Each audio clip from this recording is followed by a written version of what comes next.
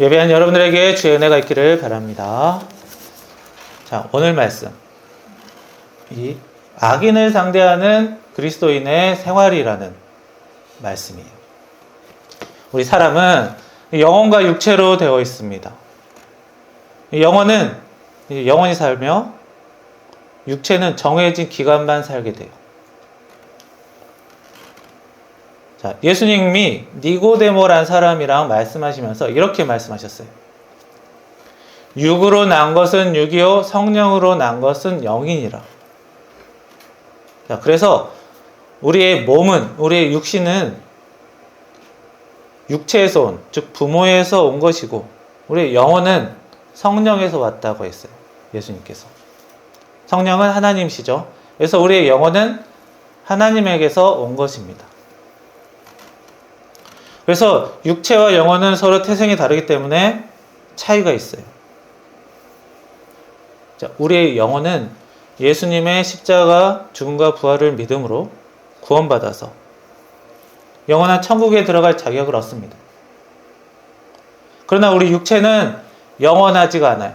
육체는 하나님이 아닌 부모에게서 왔기 때문에 그렇습니다. 육신에서 왔기 때문에. 게다가 그럼에도 불구하고 육체와 영혼은 서로 붙어 있죠. 따로따로 생각할 수가 없어요. 예수님의 은혜로 우리가 천국에 갈 은혜를 자격을 얻었다고 해도 우리의 육신은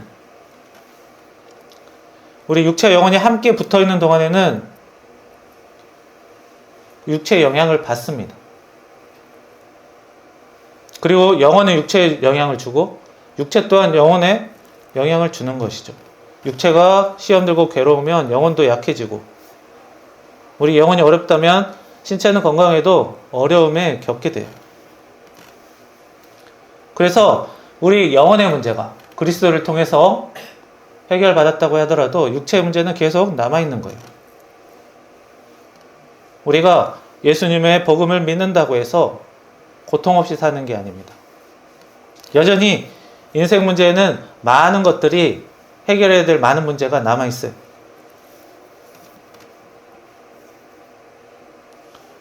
그러니까 우리의 영혼은 굉장히 쉽게 문제를 해결받았음에도 불구하고 우리 육체가 영혼이 차이가 나기 때문에 영혼이 합격증을 받았더라 하더라도 우리 영혼의 육체 때문에 어려움을 겪을 수 있다는 거예요. 물론 우리 사람의 육체가 그렇게 나약하지만 않습니다. 다른 동물에 비하면 굉장히 뛰어나죠. 사람은 다른 동물에 비해 지식이 있어서 많은 것들을 이루고 삽니다.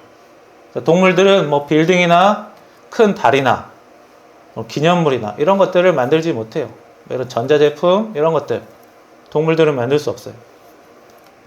오직 사람만이 지식이 있기 때문에 동물과는 차원이 다른 대단한 삶을 살 수 있는 것이죠.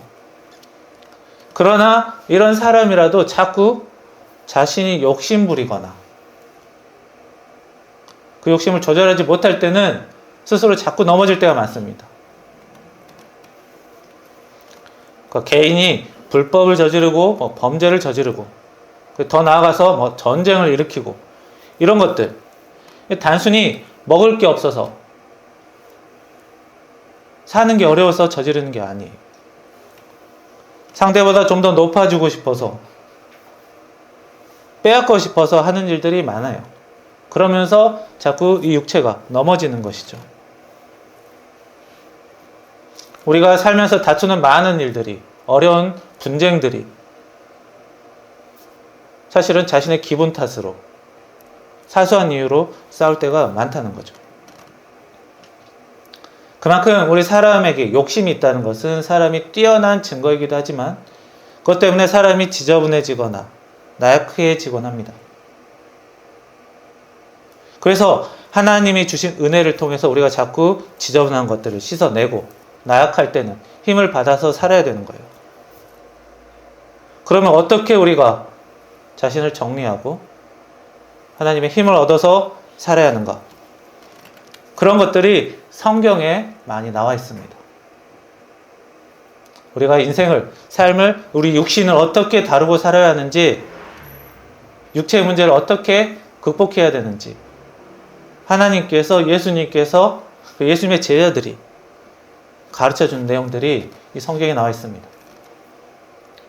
그런 일들 중에서 오늘은 우리가 싫어하는 사람, 나에게 괴로움을 주는 사람을 어떻게 대해야 하는지 그 방법들을 살펴볼 거예요. 자, 우리가 소위 말하는 그 원수를 상대하는 방법에 대해서 예수님의 제자 사도 바울은 이렇게 얘기를 했어요.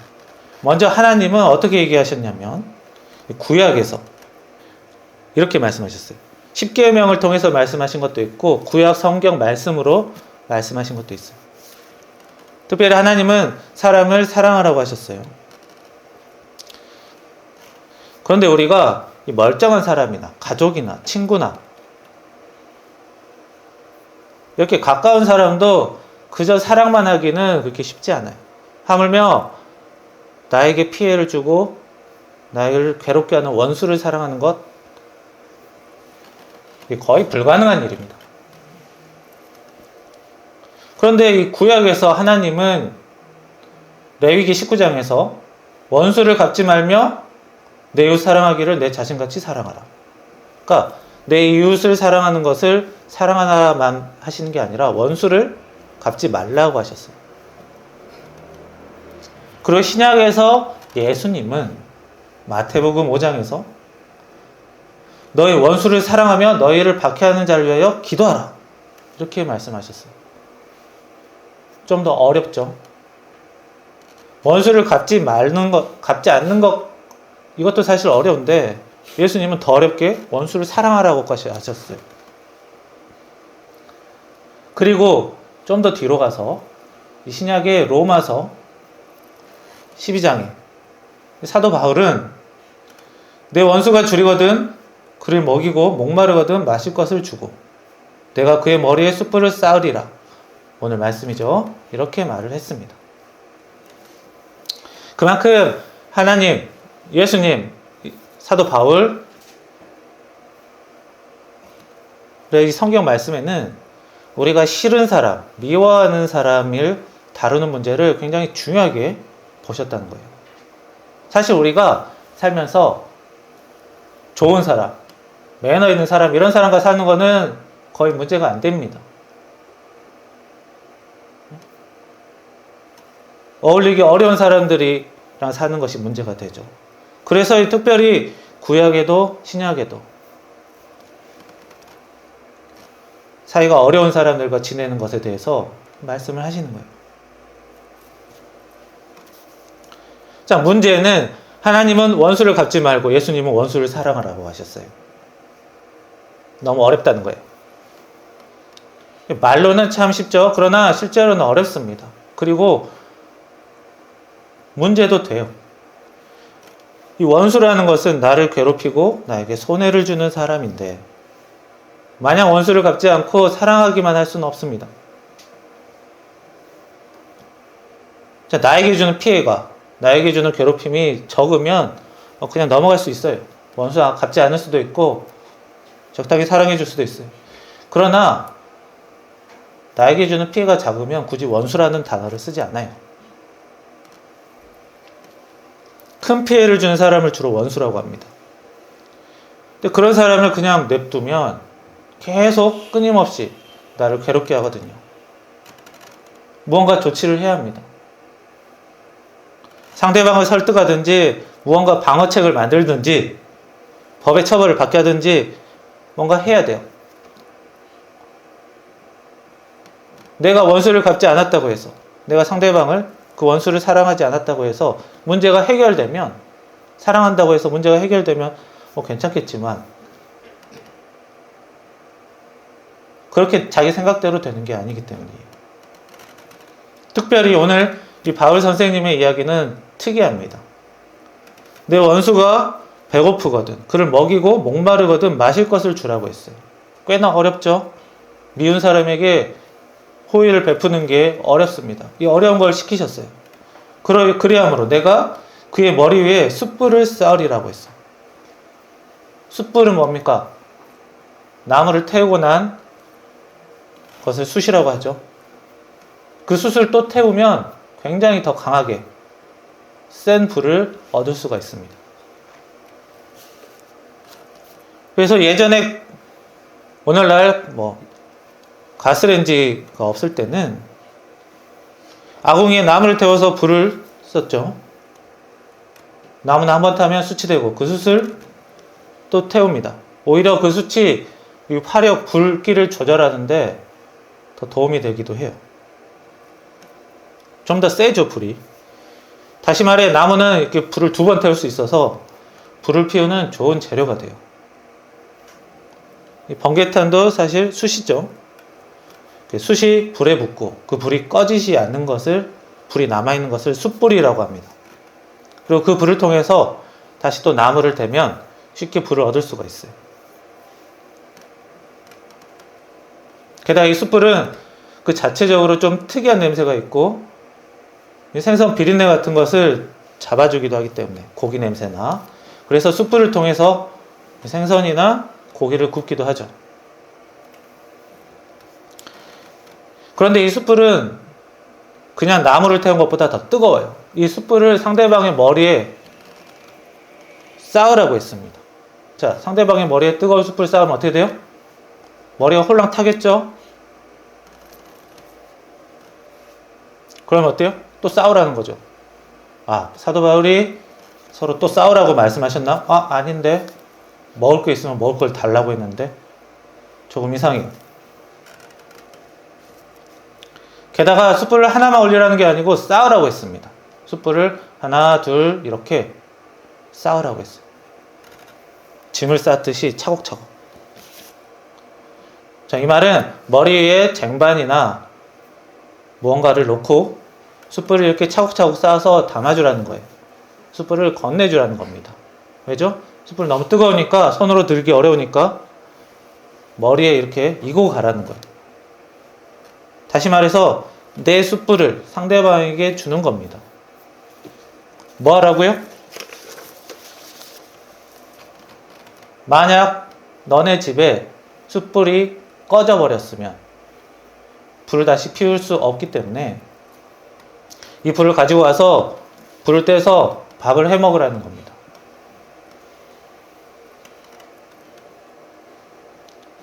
그러니까 요즘 시대는 아무 때나 불을 얻을 수 있지만 옛날 시대, 이 시대는 라이터나 그런 게 없었죠. 그래서 불을 얻기 위해서는, 불로 음식을 해 먹기 위해서는 항상 아궁이에 숯불을 남겨놔야 했어요. 그런데 숯불은 가만히 냅두면 어떻게 돼요? 꺼집니다. 그럼 숯불을 살려놔야 돼요. 그러면 밤새 내내 숯불을 살리기 위해서는 자다가 일어나서 한두 번씩 뒤적거려줘야 합니다. 그래서 옛날 사람들은 잠을 제대로 못 자고 밤에 일어나서, 새벽에 일어나서 한두 번씩 일어나서 숯불 관리를 해주면서 살아야 돼요. 그걸 안 하면 아침에 숯불이 꺼져서 불을 새로 만들어야 되는데 나무 비벼서 만드는 게 쉽지가 않습니다. 게다가 아침에는 이제 습기가 차 있기 때문에 아침에는 서리도 있고 조금씩 습기가 차죠. 불을 만들기가 더욱더 어려워요. 그래서 숯불이 매우 중요합니다. 그래서 그 당시에는 자기 집 숯불이 죽었을 때 상대방 집에서 이렇게 숯불을 좀 빌려가기도 하고 했던 거예요. 여기서 말하는 숯불을 주라는 거는 숯불을 좀 빌려주라는 겁니다. 밥 해 먹으라고요. 그런데 하필이면 찾아간 곳이 원수의 집이에요. 내가 평상시에 괴롭혔던 집이에요. 그 집에 가서 숯불을 빌려달라고 갔어요. 그럼 어때요? 평상시에 나 괴롭히고 힘들게 만들었던 사람이 숯불 빌리러 오는데 주고 싶지 않겠죠? 그런데 주라는 거예요. 왜죠? 막 엄청난 걸, 대단한 걸 주라는 게 아니에요. 우리 집에 있는 숯불 좀 나눠준다고 해서 내 재산이 막 쭉쭉 줄어들고 그런 게 아닙니다. 조금 없어도 되는 거 주라는 거예요. 그 얘기는 상대방을 위해서, 그 원수를 위해서 내 자신을 희생하고 어려움을 참아내고 그런 게 아니라 너무 미워하지는 말고 아주 작은 것 정도는 주라는 거예요. 너의 먹을 거 다 챙겨주라는 게 아니고 너가 마실 거 다 챙겨주라는 게 아닙니다. 응? 상대방이 어려워졌을 때, 그 원수가 어려움을 당했을 때, 벌 받았을 때 꼴 좋다. 너 그럴 줄 알았다. 아예 더 망해라. 이렇게 아니라 아주 최소한의 살 수 있는 정도는, 작은 정도는 주라는 거예요. 그 얘기는 상대방의 그 원수를 아예 다 용서하라는 게 아니라 아주 조금은 용서해 주라는 거예요. 다 용서하라는 게 아니에요. 없어도 되는 것 정도는 주라는 거예요. 그냥 아예 죽어버려 하는 게 아니에요. 오죽하면 원수의 집에 찾아야 없겠습니까? 정말로 상황이 어려웠다는 거예요. 그 정도라면 아주 작은 호의 정도는 해주어라 라는 겁니다. 그 사람의 인생을 책임지라는 게 아니에요. 솔직히 숯불 대단한 것도 아니에요. 원수가 우리 집에 숯불을 빌리러 왔어요. 아, 이 정도도 못해? 망신 줄 수 있는 좋은 기회예요. 응? 너 평상시에 나한테 그렇게 대하더니 이 꼴이 났구나. 숯불 안 주고 계속 세워놓고 면박 줄 수 있는 기회가 됐습니다. 그러나 머리에 숯불 몇 개 쌓아주라는 거예요. 왜죠? 하나님께서 원수를 사랑하라고 하셨기 때문이에요.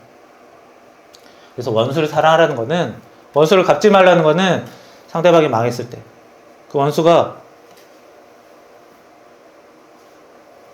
벌 받았을 때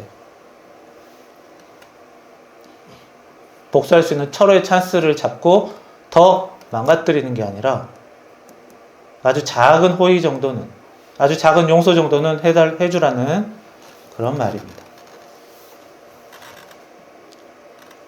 가끔씩 이 구절을 원수에게 먹을 것과 마실 것을 주면서 그러면 하나님이 뜨거운 벌을 그 사람 머리 위에 준다, 이렇게 잘못할 수도 있는데 그렇게 생각하면 좋지 않아요. 원수를 위해 희생하는 것이 아닙니다. 싫은 것은 싫다고 하고, 방어할 것은 방어하고, 처벌할 것은 처벌하게 하세요. 그 대신 원수가 망했을 때 통쾌하게 웃는 것보다는 아주 작은 도움은 줄 수 있는 사람이 되라는 겁니다. 미운 사람, 나랑 안 맞는 사람이라고 해서 그저 망하기를 바라지 말라는 거예요. 그저 저주하지 말라는 거예요. 우리가 살면서 미운 사람, 나를 괴롭게 한 사람이 다 있어요. 내 주변에 좋은 사람이 99명 있어도 나를 괴롭히는 한 사람이 있으면 그 사람 때문에 사실 인생이 더 많이 좌지우지 됩니다. 그런 미운 사람을 다 끌어안는 것이 아니에요. 그런 미운 사람을 아주 조금은 용서해주고 작은 호의 정도는 베풀 수 있는 것이 오늘 말씀하신, 성경에서 말씀하신 그리스도인의 생활 양식이에요. 생활 방식이고. 물론 쉬운 일은 아닙니다. 그것조차도 쉽지 않아요. 그러나 작은 실천이 필요합니다. 주기도문에도 보면 우리가 용서할 수 있어야 주님에게 용서를 빌 수도 있다고 말씀하시고 있죠. 우리 사람이 잘못을 할 때는 거의 대부분은 몰라서 잘못할 때가 많아요. 원래는 그렇게 하면 안 되는데 자기가 그렇게 해도 된다고 생각하고 잘못을 저지를 때가 많죠. 문제는 그런 사람은 이제 올바른 것을 알려주어도 이제 받아들이려 하지 않고 고집부리고, 이게 나이가 많든 적든 상관이 없어요. 그러니까 욕심이 자기를 지배하거나 자기가 자기 자신을 너무 믿어버리면 우리가 알던 것도 잊어버리고 알려줘도 받아들이지 않고. 그만큼 인간은 항상 한계가 있고 연약한 부분이 있는 거예요. 예를 들어서 내가 음식점을 운영을 해요. 그런데 어떤 손님이 와서 1인분을 시키고 양을 3인분으로 달라고 하는 거예요. 그냥 반찬 조금 더 달라는 것도 아니고 한 그릇 시켜놓고 3그릇을 달라고 합니다. 왜요? 나는 손님이고 손님은 왕이니까 왕은 뭐든 해도 돼. 내 말을 들어. 잘못 알고 있는 거죠. 손님이 왕이다. 이건 뭐예요? 손님이 가져야 될 생각이 아니에요. 주인이나 직원이 손님을 대할 때 그런 식으로 대하자. 손님한테 잘못 보여서 좋을 거 없다. 잘 대해줘야지 또 올 거 아니냐. 직원들이 가져야 할 마음가짐이에요. 그런데 그것을 손님이 진짜로 자기가 왕인 줄 착각하는 사람이 정말 있어요. 커피 한 잔 사 먹고 이 커피 가게가 자기 건 줄 알고 자기 멋대로 하는 사람들도 있고, 물건 하나 사면 자기가 진짜 왕이 된 줄 알고 막대하는 사람들이 있습니다. 그런 사람들은 천성이 나빠서가 아니라 착각하는 거예요. 잘못 알고 있는 거예요. 손님은 왕이라더라. 그러니까 마음껏 내 주장을 해도 되는갑다. 잘못하는 거죠. 그런데 그런 사람을 보고 그 식당 주인이 저 사람 나가서 길 가다가 넘어져서 확 쓰러졌으면 좋겠다. 이러지 말고 그냥 인간 생활의 기본을 아직 모르는구나. 착각하고 있구나. 언젠가는 깨달아라. 그 정도로 보내라는 거예요. 그런 사람 내가 다 뒷수발해야지, 끌어안아야지. 그게 원수를 사랑하는 게 아닙니다. 그리고 그 사람이 또 오면 미리 얘기를 해요. 한 그릇 시켰으면 한 그릇 줍니다. 만약에 그 사람이 또 여전히 나는 왕이니까 3그릇 줘. 이러면 그냥 보내요. 싸우지 말고. 그런데 만약에 그 사람이 바뀌었다면 이제 제대로 알고 한 그릇 시켰으니까 한 그릇 주세요. 그러면 음식 주면 돼요. 이 사람 예전에 우리 가게에서 행패 부렸던 사람이니까 너한테는 아예 음식 안 팔아. 응? 한 그릇 달라 해도 안 줄 거야. 그렇게 하지 말고 지난번에 그 잘못을 조금 용서해주고 그냥 다시 장사하는 거예요. 그 사람한테 팔아주는 거예요. 나한테 원수였으니까 너는 나하고 영원히 원수야가 아니라, 그 사람이 다시 알게 됐다면, 몰랐던 상황에서 이제 아는 사람이 됐다면 적당히 용서하고 같이 사는 거예요. 그래야지 장사를 할 수 있습니다. 그래야 인간 사회에서 생활을 할 수 있고 사람과 함께 살 수가 있어요. 나하고 안 맞는 사람은 나하고 못 살아. 이러면 못 사는 거예요. 어느 정도는 용서해주고 살아야지 함께 살 수 있는 거예요. 우리가 좋은 사람, 매너 있는 사람하고만 살 수가 없습니다. 싫은 사람을 상대할 수 있는 힘이 필요합니다. 성경의 가르침은 그리 어려운 것이 아닙니다. 무리하게 살라는 게 아니라 상대방이 깨닫기를, 알기를 바라고, 상대방이 깨달았다면, 바뀌었다면 용서해주고 다시 함께 살고, 이런 일들이 필요하다는 거예요. 한번 원수가 됐을 때는 영원히 원수가 되는 것은 하나님이, 예수님이, 사도 바울이 말씀하신 게 아니에요. 그렇다고 믿는 사람은 항상 숙이고만 살라는 것도 아닙니다. 상대방이 하나님의 벌을 받았을 때, 오늘 말씀도 그렇죠. 벌이 있다면, 상대방이 죄를 지었다면 하나님께서 내리시는 벌이 있다라고 했습니다. 그 벌로 인해서 통쾌하게 생각하는 게 아니라 벌을 받고서야 이제 깨달았구나. 작은 도움이라도 주면서 위로하는 그런 사람이 되라는 것입니다. 그렇게 살면 말씀대로 사는 삶이 돼요. 하나님의 말씀대로 사는 사람에게는 하나님의 큰 은혜가 있습니다. 그런 은혜로 여러분들이 앞으로 이 세상을 좀 더 올바르고 힘있게 깨끗하고 깔끔하게 사시는 여러분들이 되기를 축원합니다. 기도하겠습니다. 살아계신 하나님, 사도 바울이 서로 친절하게 살며 불쌍히 여기고 서로 용서하기를 하나님이 그리스도 안에서 너희를 용서하신 같이 하라고 했습니다. 주여, 저희들과 사이가 안 좋은 사람들을 다 끌어안기가 너무 어렵습니다. 그러나 그 사람들이 어려워졌을 때 하나님의 벌을 받아 드디어 이렇게 되었구나 통쾌하게 여기는 게 아니라 뒤늦게라도 깨닫게 되어서 다행이라고 생각하고 아주 작은 일어날 수 있는 아주 작은 도움은 줄 수 있는 그런 마음의 여유를 갖는 저희들 되게 도와주시옵소서. 이 세상 살다 보면 너무너무 나쁜 것들, 서로 다투는 일들을 많이 보게 됩니다. 주여, 거기에 휩쓸려서 서로 미워하고 사는 삶이 되는 게 아니라